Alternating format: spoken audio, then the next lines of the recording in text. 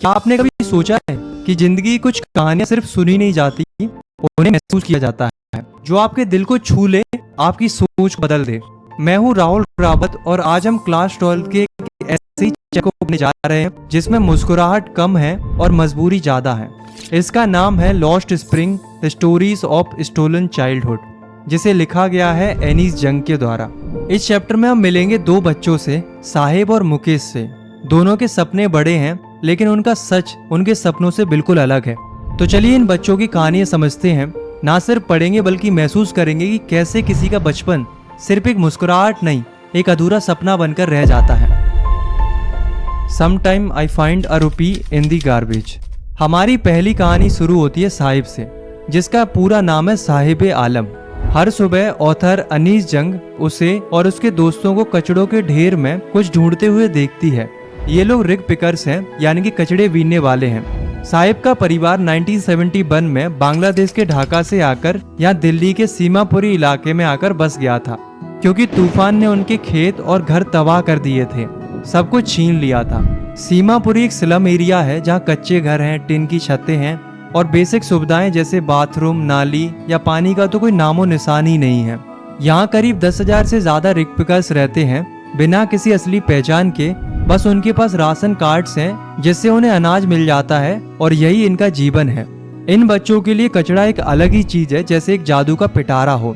उन्हें कभी उसमें 1 रुपया मिल जाता है तो कभी 10 का नोट। इसलिए उनका हर दिन एक नया एडवेंचर होता है कि क्या पता आज कचड़े के ढेर में उन्हें क्या नया मिल जाए।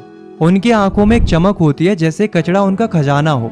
पर बड़ों के लिए ये सिर्फ जिंदा रहने का एक जरिया है। एक दिन ऑथर यानी कि जिन्होंने इस कहानी को लिखा है, वो साहिब से पूछती हैं कि तुम स्कूल क्यों नहीं जाते। तो साहिब मासूमियत से कहता है कि मेरे मोहल्ले में कोई स्कूल नहीं है, जब बनेगा तो मैं जरूर जाऊंगा। ऑथर मजाक में कहती हैं कि अगर मैं स्कूल शुरू करूं तो क्या तुम आओगे। तो साहिब कहता है हाँ। उसकी आंखों में एक चमक आ जाती है, जैसे उसने कोई खूबसूरत सपना देख लिया हो। कुछ दिन बाद वो ऑथर से पूछता है कि क्या आपका स्कूल तैयार हो गया। ये सुनकर ऑथर को थोड़ा शर्मिंदा फील होता है कि उन्होंने एक ऐसा प्रॉमिस किया था जो वो पूरा नहीं कर सकती थी। ऐसे कितने ही वादे इन बच्चों से किए जाते हैं जो कभी पूरे नहीं होते और उनके सपने ऐसे ही टूट जाते हैं। ऑथर को पता चलता है कि साहिब का पूरा नाम है साहिब आलम। इसका मतलब पता है क्या होता है? लॉर्ड ऑफ द यूनिवर्स, यानी कि दुनिया का मालिक। सोचिए कितना बड़ा नाम है, पर उसकी जिंदगी उसके नाम से बिल्कुल अलग है। नाम है दुनिया का मालिक और काम करता है कचड़े बीनने का। कितनी बड़ी आयरनी है ना दोस्तों। वो अपनी नंगी पांव वाली आर्मी के साथ घूमता है। सुबह दिखते हैं, दोपहर तक गायब हो जाते हैं। ऑथर उनसे पूछती है कि तुम लोग चप्पल क्यों नहीं पहनते हो। तो कोई कहता है कि मेरी माँ सेल्फ से उतार कर नहीं देती। तो कोई कहता है कि अगर वो दे भी दे तो मैं फेंक दूंगा। और एक कहता है कि ये तो उनका ट्रेडिशन है। पर ऑथर ये बात अच्छे से समझती है कि ये उनकी कोई परंपरा नहीं है, ये उनकी मजबूरी है, गरीबी है। कुछ दिन बाद ऑथर साहिब को एक क्लब के पास देखती है। वहाँ स्कूल के अमीर बच्चे टेनिस खेल रहे होते हैं, अच्छे कपड़ों में, अच्छे जूतों के साथ। साहिब उन्हें देखकर खुश होता है, जैसे उसकी आंखों में एक छोटा सपना जाग गया हो टेनिस खेलने का। ऑथर उसे बताती हैं कि टेनिस एक खेल होता है जिसे सीखना पड़ता है और इसके लिए अच्छे कपड़े और जूते होना जरूरी होते हैं। लेकिन साहिब के पैरों में चप्पल भी नहीं होती है। ऑथर देखती हैं कि उस जैसे हजारों बच्चे बिना जूते के घूमते हैं। उनको एक बात याद आती है कि एक बार उडुपी में एक मंदिर के पुजारी के बेटे को भी जूते चाहिए थे, तो उसकी ये छोटी सी इच्छा हाल पूरी हो गई थी। लेकिन साहिब जैसे कई बच्चों के सपने, जैसे टेनिस खेलना, नए जूते पहनना, ये सिर्फ सपने बनकर ही रह जाते हैं, ये कभी पूरे नहीं हो पाते। कुछ महीने बाद ऑथर ने साहिब को एक चाय की दुकान पर काम करते हुए देखा। उसे 800 रुपए मिलते थे और रोज का खाना भी। जब ऑथर ने उससे पूछा कि क्या तुम्हें ये जॉब पसंद है, तो साहिब चुप रहा। उसके चेहरे पर पहले जैसी मुस्कान अब नहीं थी। अब उसके हाथों में एक स्टील का कनस्तर था जो उसके पुराने प्लास्टिक बैग से भी ज्यादा भारी लगता था। प्लास्टिक बैग उसका अपना था, लेकिन ये कनस्तर दुकान के मालिक का था। अब साहिब अपना मालिक नहीं रहा था। उसने कचड़े के ढेर में मिलने वाली आजादी को एक जॉब के लिए छोड़ दिया था, लेकिन उसके साथ ही उसका बचपन भी छूट गया था। उसकी आंखों की चमक, उसकी चेहरे की खुशी सब कहीं खो गई थी। अब साहिब एक काम करने वाला लड़का था जो सिर्फ जिम्मेदारी समझता था। उसका बचपन, उसकी मस्ती, उसका स्प्रिंग, सब कुछ गायब हो गया था, सब कुछ खो गया था। I want to drive a car. अब हम चलते हैं फिरोजाबाद में। एक ऐसा शहर जो इंडिया की ग्लास ब्लोइंग इंडस्ट्री के लिए मशहूर है। यहाँ लगभग हर दूसरा घर चूड़ियां बनाता है। सदियों से लोग यही काम करते आ रहे हैं, जैसे ये उनकी किस्मत हो। इस शहर में हम मिलते हैं मुकेश से।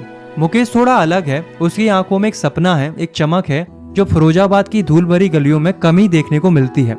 वो कहता है, I want to be a motor mechanic, I will learn to drive a car. यानी कि मुझे मोटर मैकेनिक बनना है और मुझे कार चलाना सीखना है। ये सपना इस शहर के लिए अजीब सा लगता है, क्योंकि यहाँ के लोग सिर्फ चूड़ियां बनाने के अलावा कुछ और सोच ही नहीं पाते। उनका मानना है कि यही उनका कर्म है और यही उनका जीवन है। मुकेश का परिवार भी चूड़ियां बनाता है, लेकिन मुकेश कुछ अलग करना चाहता है। वो अपनी जिंदगी का रास्ता खुद चुनना चाहता है। सपने देखना आसान है, पर करना मुश्किल है। लेकिन मुकेश के इरादे मजबूत है। ऑथर मुकेश के साथ उसके घर जाती है। रास्ते में वो तंग और गंदगी से भरी गलियों से गुजरते हैं।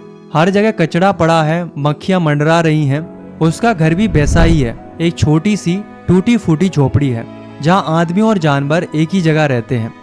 फिरोजाबाद में लगभग 20,000 बच्चे कांच की भट्टियों में काम करते हैं। ये भट्टियां अंधेरी होती हैं, जहाँ ना हवा होती है ना रोशनी। बहुत तेज गर्मी में बच्चे दिन भर काम करते हैं।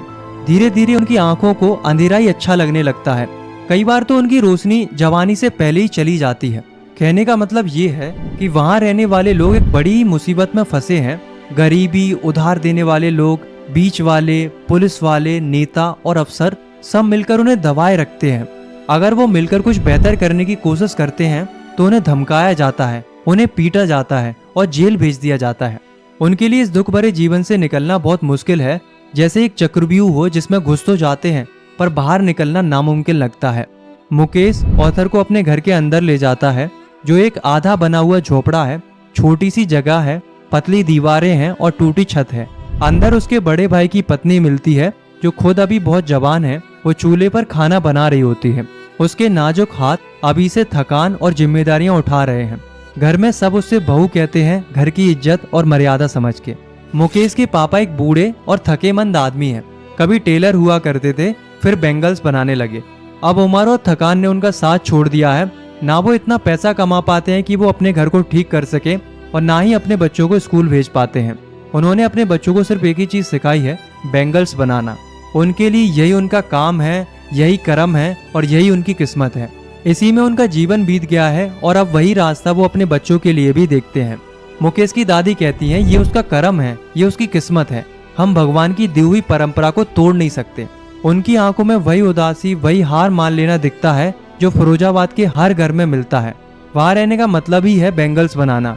पीढ़ी दर पीढ़ी लोग वही काम करते आए हैं। लेकिन मुकेश वो अलग है।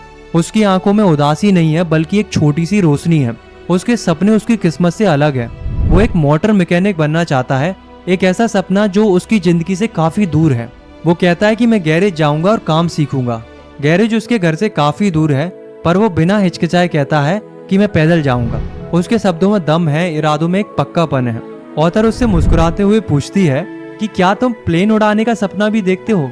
ये सुनते ही मुकेश एकदम चुप हो जाता है। उसकी आंखें नीचे झुक जाती हैं। धीरे से कहता है, नहीं।